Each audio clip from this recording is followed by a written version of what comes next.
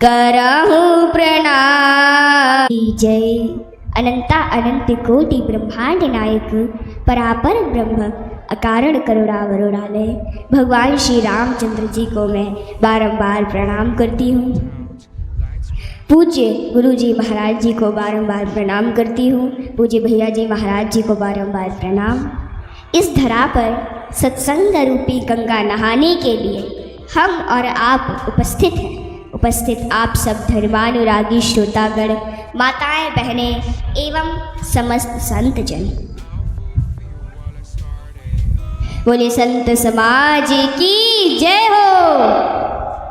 तेरे रंग में रंगा हर जमाना मिले, तेरे रंग में रंगा हर जमाना मिले। मैं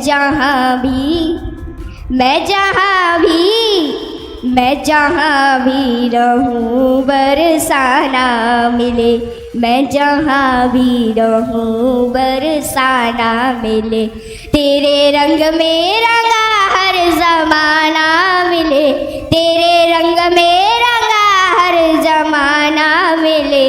मैं जहाँ भी जय हो, मैं जहाँ भी रहूं बरसाना मिले, मैं जहाँ भी रहूं बरसाना मिले। बोले वृंदावन बिहारी लाल की जय, राधा रानी सरकार की जय। सज्जनों, वृंदावन सौ वन नहीं, नंदगांव सौ गांव नहीं, वंशीवट सौ वट नहीं, और कृष्ण नाम सौ नाम नहीं।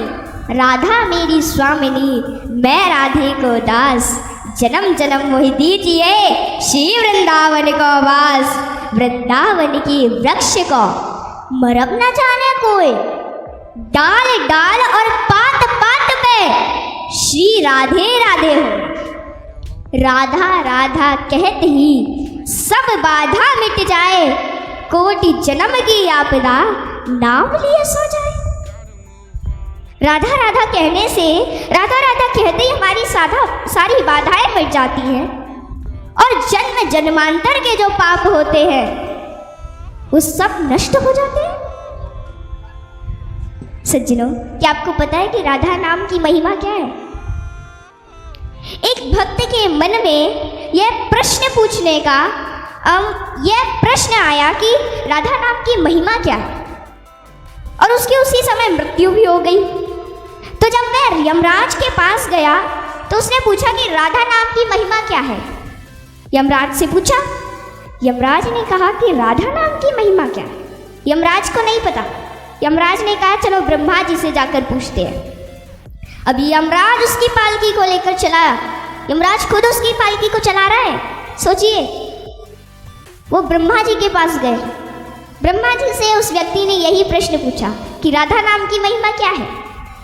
तो ब्रह्मा जी बोले यह तो हमें भी नहीं पता, चलिए शंकर जी से जाकर पूछते हैं। अब ब्रह्मा जी भी उनकी टोली में लग गए।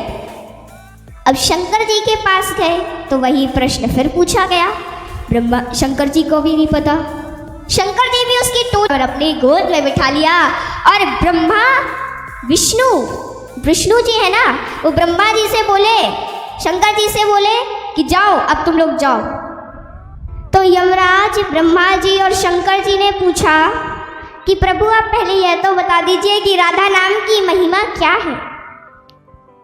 तो प्रभु ने कहा, अरे मूर्खो, तुम्हें अभी तक समझ नहीं आया कि अरे जिस भक्त को, जिसको मेरी गोद प्राप्त हो गई, ये राधा नाम की महिमा है प्यारे। एक बार राधा नाम बोलने से जन्म जन्मांतर के पाप नष्ट हो जाते हैं। इसीलिए कुछ भी करिए लेकिन राधा नाम कभी मत छोड़िएगा। एक बार जब ब्रह्मा जी सृष्टि का निर्माण कर रहे थे, तब एक बार उनके पास संत और देवता लोग आए और उन्होंने कहा कि प्रभु, आपको पृथ्वी पर भेजने के लिए अन्य और कोई जीव बनाने में इतना समय नहीं लगा जितना आपको स्त्री बनाने में समय लगा है। तो स्त्री बनाने में प्रभु इतना समय क्यों लग रहा है? तो ब्रह्मा जी ने पता क्या कहा? माताओं, इस बात को ध्यान से सुनना।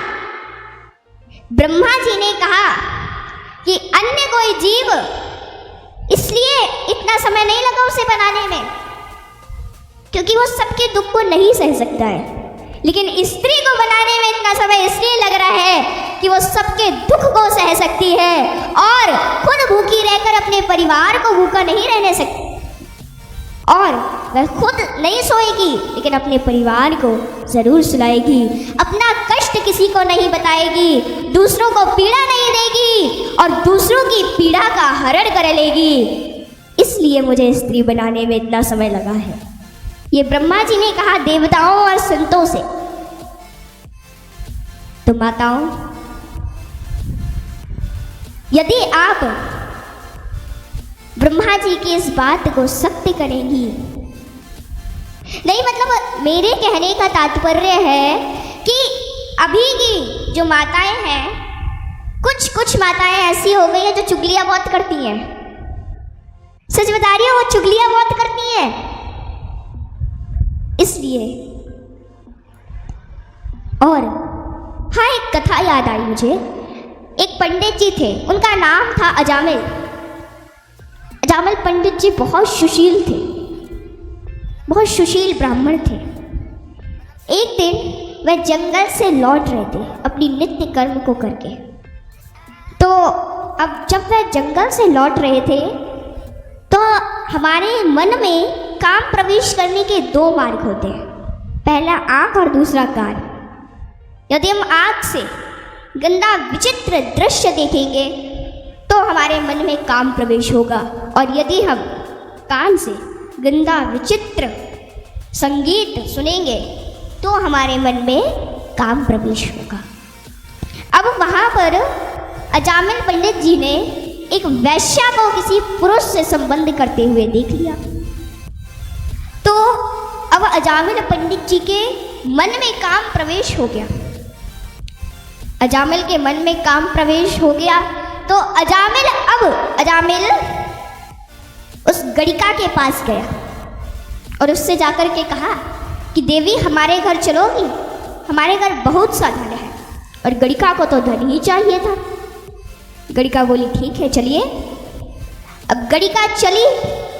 अब जब घर पहुंची तो जैसे ही घर में प्रवेश करने लगी तो जो अजामिल की पत्नी और बेटा थे ना, वो बाहर आए। तो गणिका ने जैसे ही देखा तो अजामिल से पूछा कि ये कौन है। तो वो अजामिल बोला कि यह मेरी पत्नी और यह मेरा बेटा है।